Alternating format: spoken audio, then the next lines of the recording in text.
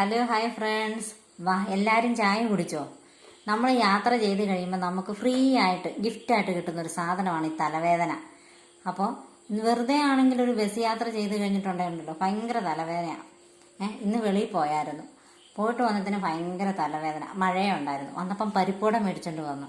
എല്ലാവരും കുരിശ് വരയ്ക്കുന്ന സമയമാണ്, പക്ഷേങ്കിൽ ഇപ്പം ഞങ്ങൾ ചായ കുടിക്കുവാണ്.